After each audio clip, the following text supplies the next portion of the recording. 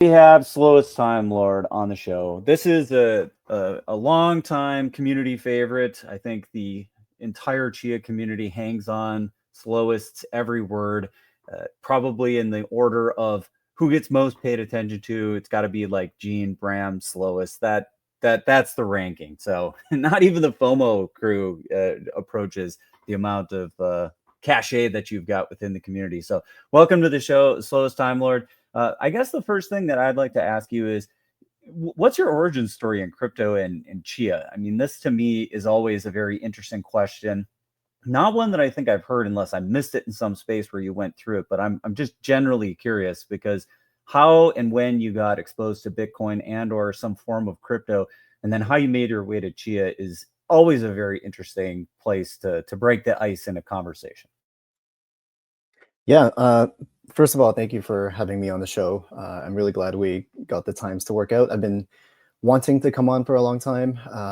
It's a very flattering introduction, but I mean, frankly, I watch every FOMO episode that's related to Chia at least, and I hang on every word that you guys talk about. Yeah, I've talked about my origin story. I've been on other podcasts before with a digital spaceport and like some podcasts outside of the Chia sphere. Um, I started with Bitcoin mining on GPUs fairly early on, and that was a really fun endeavor. I think the hardware aspect and just the idea of creating cryptocurrency out of thin air, participating in the consensus was really exciting. And Did you find it difficult to set things up, or is that your background? Do you have a technical background in hardware jockeying and getting things set up like that? Yeah, I have a technical background, but I also wasn't mining like super early. By the time I started mining, like CG Miner existed, and it was pretty much plug and play. Just get a compatible GPU, and off you go. I I even dabbled in like some of the really early ASICs. I think got rugged on some company that was like taking pre-orders but never actually shipped an ASIC. And yeah, Bitcoin was definitely interesting. I tell people for as long as I've been in crypto, I'm like surprisingly poor, just given got out of Bitcoin too early. I think during the Bitcoin Cash fork, I bought into the narrative of Bitcoin Cash being the real Bitcoin, and kind of put all my eggs into that basket. And so we know how that went. Well, it was not obvious at the time for everybody that lived through the first major block size wars. They made a pretty compelling case, and it was not obvious. Personally, I just sat. I was like, I don't know which way this is going to go. I know a lot of friends of mine just like sold their Bitcoin Cash right away and flipped the other direction, but I didn't even try to figure it out. I'm like, you know what? I have no clue how this is going to go. I'm just going to hang on to both coins. That's probably the right call. Just it's the best hedge, right? Bitcoin Cash, yeah. I bought into the narrative that Bitcoin should be cash. Like it was a means of digital cash. Big believer in the original white paper. I think my stance has definitely flipped. I don't see Bitcoin as a payment currency, but it's kind of changed its purpose. Now it really is like this kind of digital gold reserve currency, right? And we've seen it evolve that way as well. I took a break from crypto for about maybe 5 or 6 years. And the way I got back into it, Grant, was actually pretty similar to your origin story. In my job, so I work in the TradFi industry. We were working on a blockchain project, very similar to what you had talked about with sharing health data on the blockchain, but financial data instead. So we ran into a lot of very similar issues and considerations. We were building this on Ethereum. It was concerning how quickly we were able to get a prototype up, writing things in Solidity when really I had no idea what I was doing. But I was able to whip up something that seemed like it worked. But we were storing data on IPFS, storing hashes on chain. Really, I think in hindsight, what we were really desiring or what we really needed was something like data layer that eventually came from Chia. And that project really highlighted to me the shortcomings of Ethereum from a programmability perspective. And that's when that wasn't when I discovered Chia, but that kind of laid the groundwork for what I was looking for in a crypto project that I wanted to be involved in, or that I would see potential from in terms of getting actual real world adoption. And I think Chia has lived up to that, to those expectations, especially with the CAD Trust. That's a project that I'm very impressed by, and continue to be impressed by. I think it is one of the best examples of blockchain actually solving a real world problem. How much are you keeping up on CAD-T? Like we don't hear about it as much these days since the advent of Silicon and Permuto. These have kind of taken center stage. Is that still clipping along, humming along? Yeah, I think it's really met the bar in terms of being a good product in production that just works, right? Like I do check on it from time to time. I think a couple months ago they onboarded a new registry, and like that I checked earlier this morning. That registry made an update like last night, right? So it's still actively being used in production. It's just humming along. It's doing what it needs to do. That's the most interesting production systems, is when they're just silently in the background doing what they're supposed to do. They're not really making a lot of noise because they're not getting hacked. It just works. That's winning. That's a win. Yeah, exactly. Yeah. When I first heard about Chia, I was actually doing some research for another cryptocurrency called Nano, because I still believe in like cryptocurrency as a means of peer-to-peer payments and being used as like a day-to-day currency. And so Nano was a project that I was involved in as a community member. And I was looking up like other eco-friendly chains, and I came across an article that mentioned Chia, and this was before mainnet launch. So I saw that you can mine it with hard drives. So I plotted a couple of USB drives, and I wanted to grow a little bit bigger. So I got some like 10 terabyte hard drives. I think I had like 50 terabytes in total, but I didn't have a system. I didn't have like a gaming system to make plots. So what I actually did was I hopped onto Keybase, and I found the late Kiwi, and he was offering plotting as a service. So I mailed him my hard drives. He put plots on them, mailed them back, and then I was able to be ready for mainnet launch. And yeah, that was really exciting. And since then, I've been a farmer. I've gotten a bit more involved in the community. Chia is definitely one of my top interests. So I try my best to stay on top of everything. And I found that I was consuming all the information anyway, so I might as well turn around and publish some of that back out for folks that might not have the same attention or time to dedicate to following the project. I mean, definitely XAH Today and a lot of the other stuff that you put out has helped me stay abreast of what's going on. Permuto has taken center stage. What do you think about the timelines that I've said for Permuto? I've actually gotten some pushback from Trent and others that my timelines are too far out. I'm used to, in the industry, if you don't get something done by October, you're pretty much not going to get it done that quarter. I look at that as a looming deadline. Like, we've got something to the effect of 40, 50, 60 days before, the whole world just goes into torpor until the next quarter, Jan 1 and whatever, after we get through the new year. Do you see Permuto launching this year? I still say Q1 of next year. I think it can launch.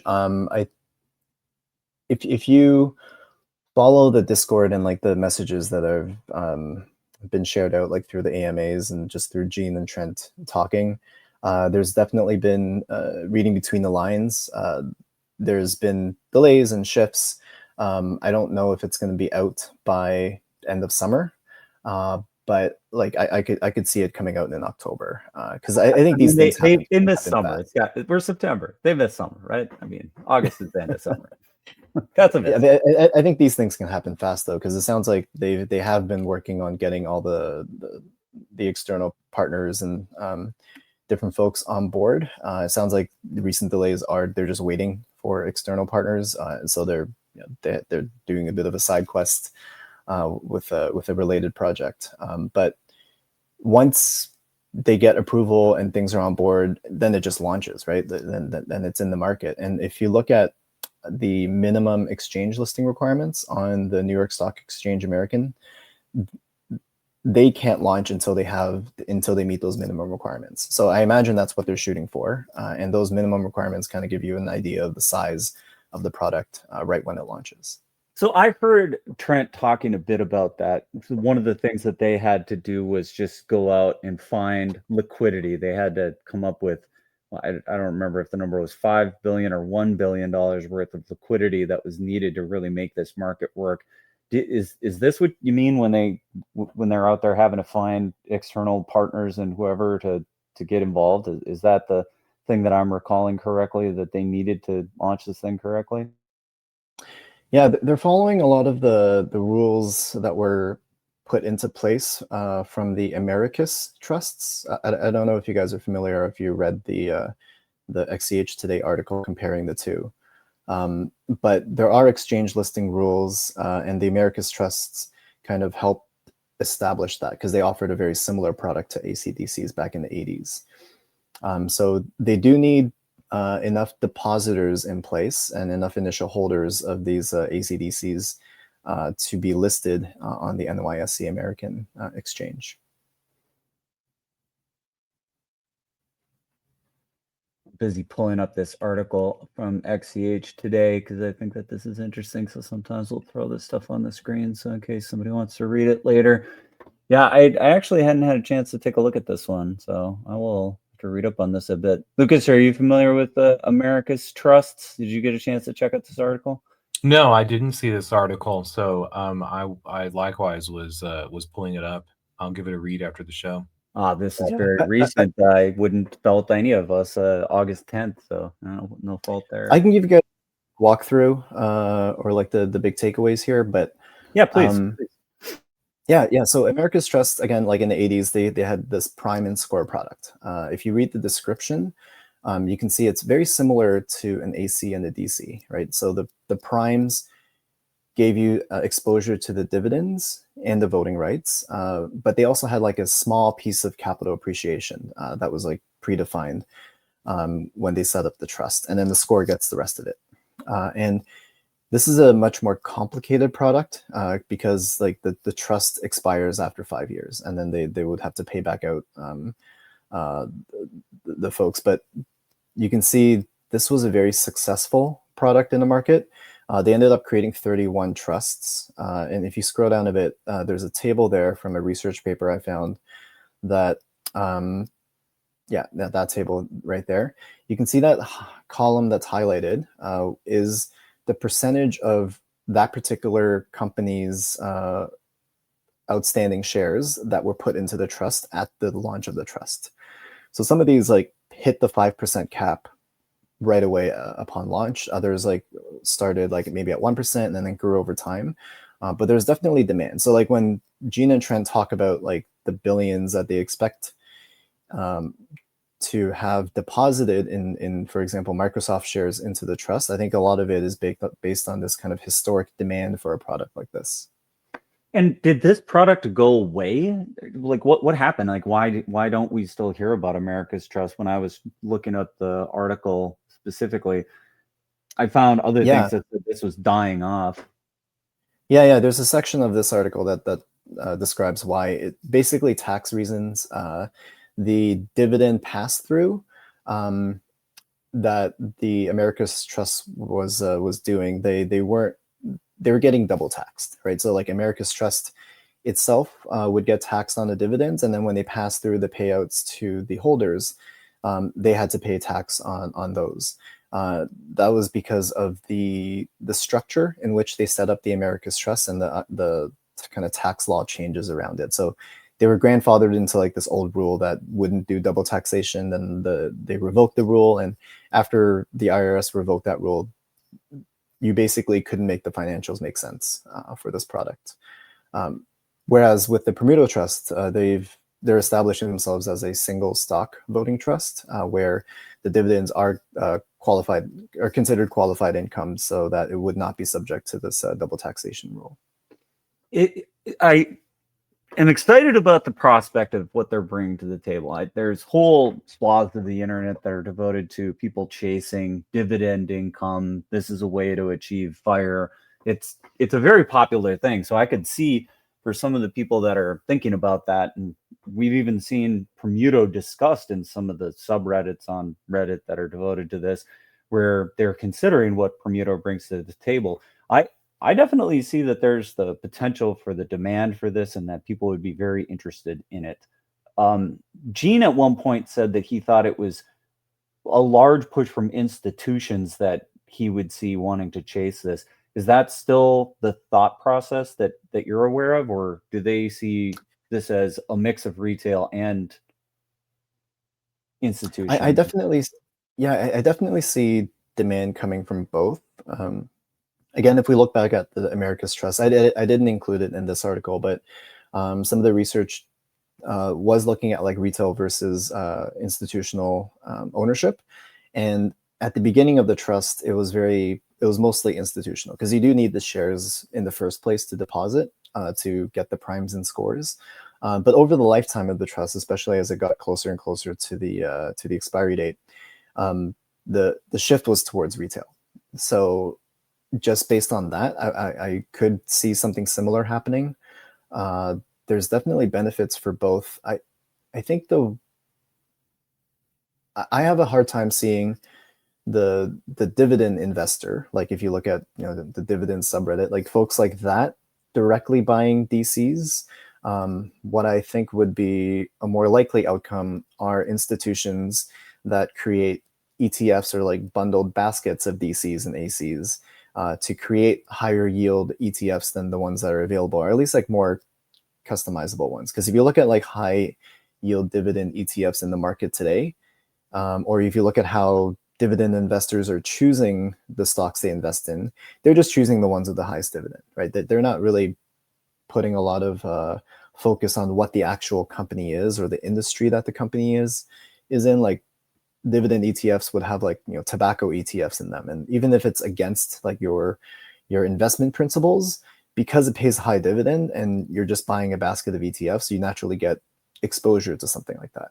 Whereas with DCs, I can see like a BlackRock or like a Vanguard coming in, buying up like technology DCs and creating like a technology dividend ETF that actually pays competitive yields, or a oil ETF, right? And I think products like that is more likely where I see retail actually making use of this. So like indirectly through another company that's bundling the ACs and DCs together.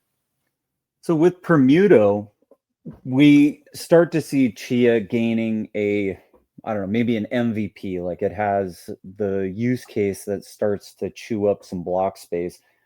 Julia also launched, which has the potential to chew up some block space as well. Curious about what you think about what Julia's brought to the table and the new decentralized identity / verifiable credentials. Like we had a version of that, and I suspect that the Amberoon is using the old version of it. So we've got a new spec, we have new verifiable credentials, and a new player that also could be competing for block space.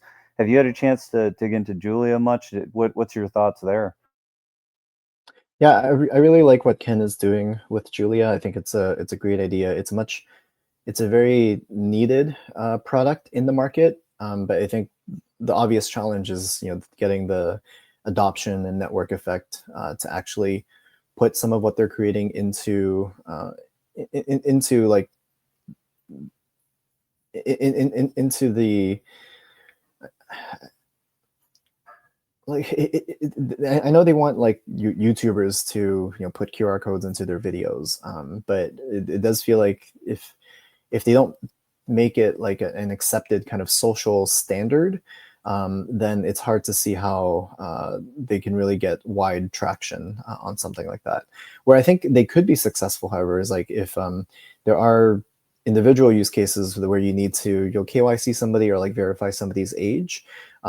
There could be a multitude of options that people use to verify that, and Julia or not.bot could be one of those options amongst many.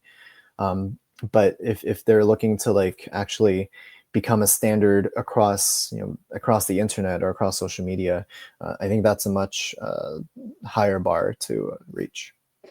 Yeah, whenever I think about a two-sided market like that, and I liken this one to Uber. Uber had a two-sided market where if you don't have drivers and riders in almost equilibrium, it doesn't make a lot of sense. And if you think about how you build a two-sided market like Uber, you have to think, what do I have to have first to make it work? And for Uber, you've got to have the drivers. And so it made sense that they went and chased drivers, paid them to just be idle so that as they went out and started to market towards companies, they actually, or to individuals who wanted to ride, that they would have a ride to take. I think with Julia, they've got to do something similar where building a two-sided market like this, you have to build the product so that it's easy for people to use. You got to solve that problem first, but then the next thing you got to do is you got to go chase down companies that actually need it. And I think you hit the nail on the head with age verifications. This deepfakes thing, yeah, that's an interesting problem. It can be solved. Maybe it'll get some traction. But the thing that everybody urgently needs, and I'm talking about companies, because I think that's where you have to sell it first, is they need a way to do privacy protecting age verifications. That is a ubiquitous challenge across the internet. So I think to the extent that we hear Julia get a customer, get a site that integrates with them for doing age verifications, that will drive the adoption, because if you want to go to that site and it requires an age verification and Julia is a means by which you can do an age verification, you start to see people adopting it for the purpose of doing the thing that they want to do. And I think that's always the more interesting way to attack a market, rather than build a cool piece of tech and hope that people will use it.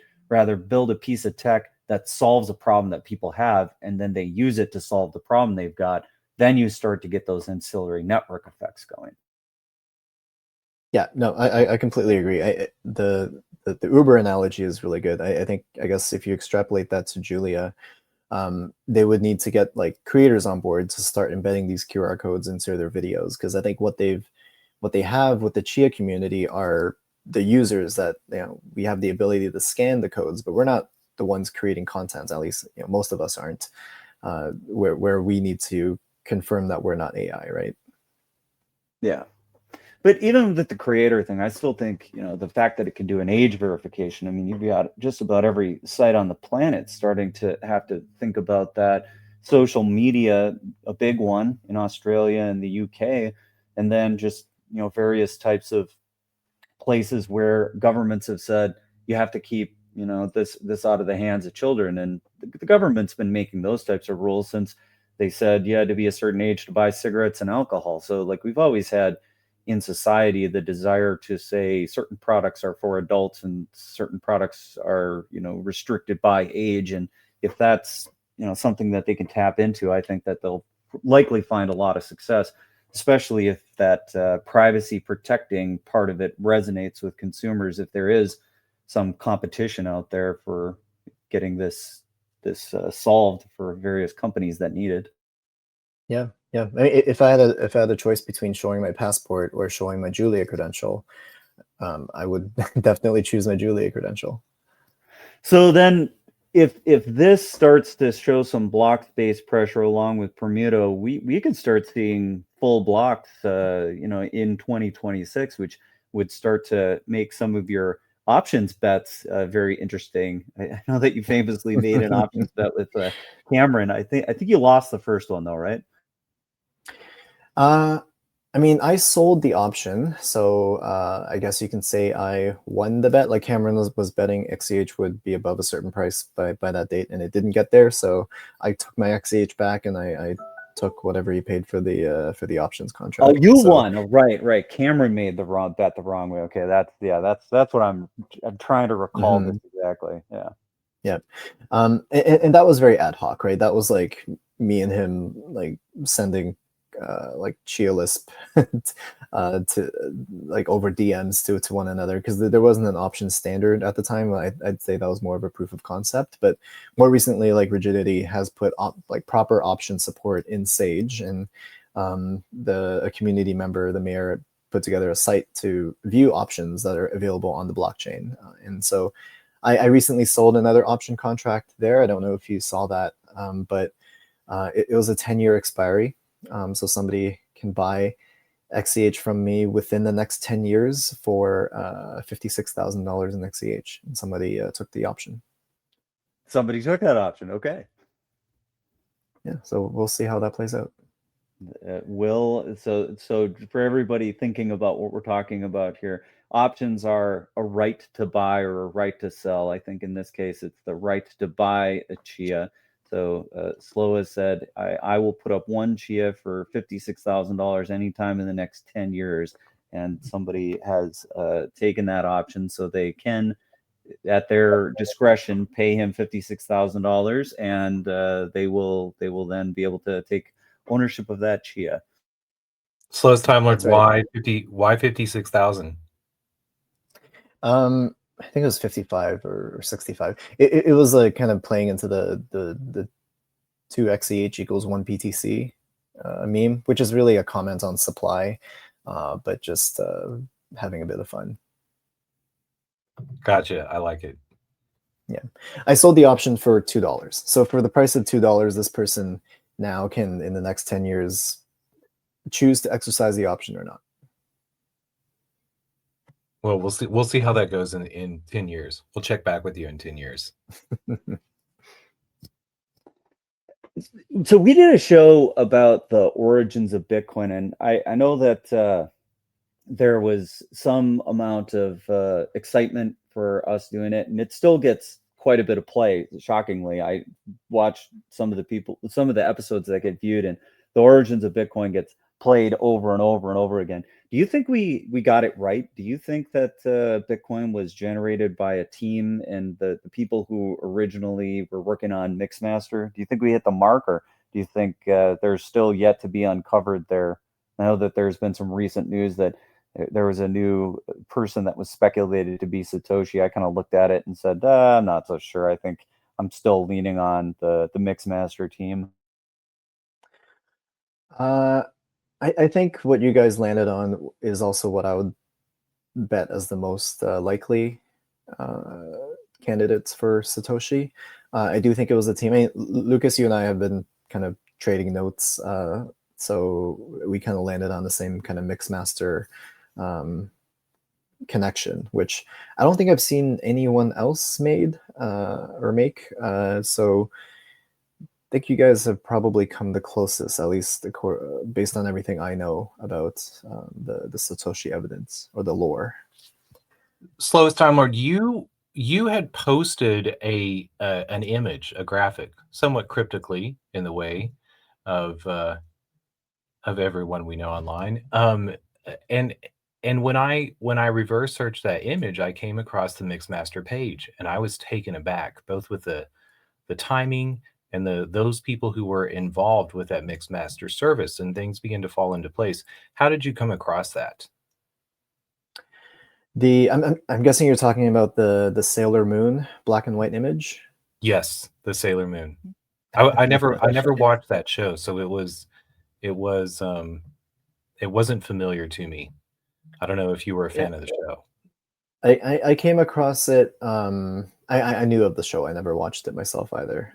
I came across that image during a similar kind of dive into the rabbit hole of Satoshi. So I think there's a few natural starting points when you're looking at this. Some articles that have been written. There's one Medium article especially that talks about Len Sassaman and his connection with Bram and some of his work. And when you look into the other members of the Cypherpunk mailing list, there are some that jump out just based on the domain name and the hypothesized origin or country of origin of Satoshi. And then through that kind of rabbit hole, you land on Mixmaster and some of the stuff that Len had talked about in some of the early coding conferences, and then through the distribution list of Mixmaster, you kind of just follow this trail through, and then you get to this site that has this, I'd say, fairly unique image. So I thought it would be fun to kind of just share a little marker on this rabbit hole. So if anyone else is going through down the same rabbit hole, they'll come across this kind of this marker as well. Well, you certainly took me aback, and it's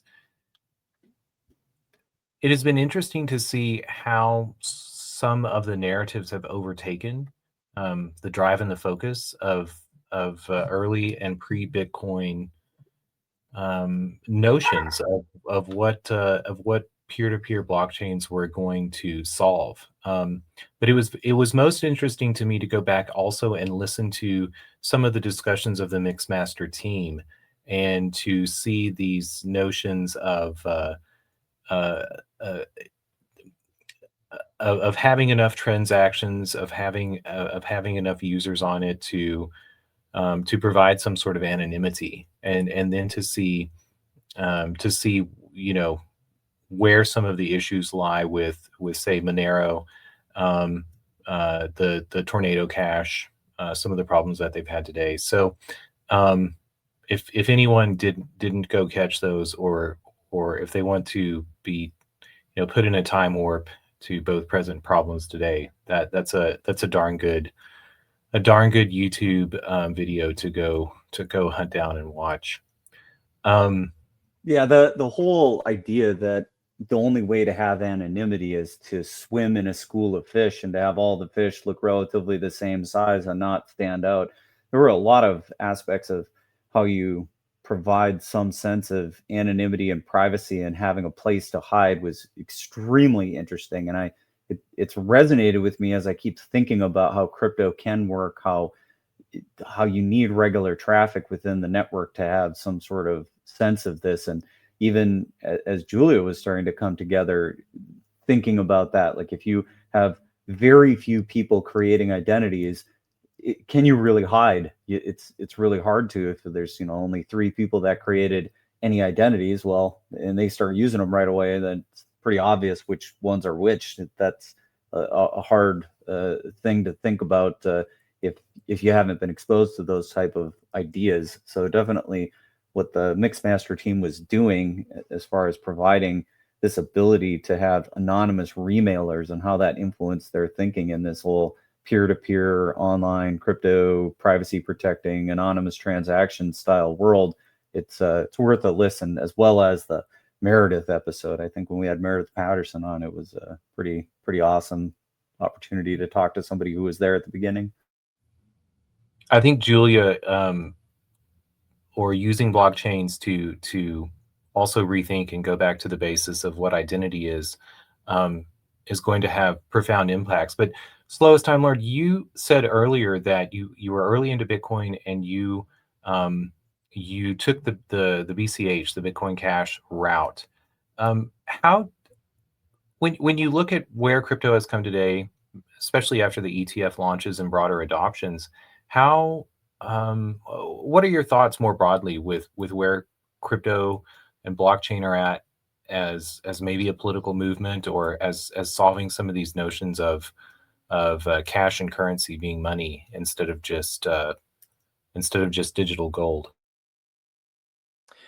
Yeah, I think sometimes people try to like pigeonhole crypto as like a single thing, but I really don't think that's what it is. Like, there's blockchain trying to solve problems like with CAD trust, and then there's like Monero that's trying to preserve some of the, I guess, like the original cypherpunk ethos of privacy and digital cash, and then you have Bitcoin that some people might say have been for a large part captured by, you know, TradFi and really moving more towards like a store of value or digital gold kind of use case.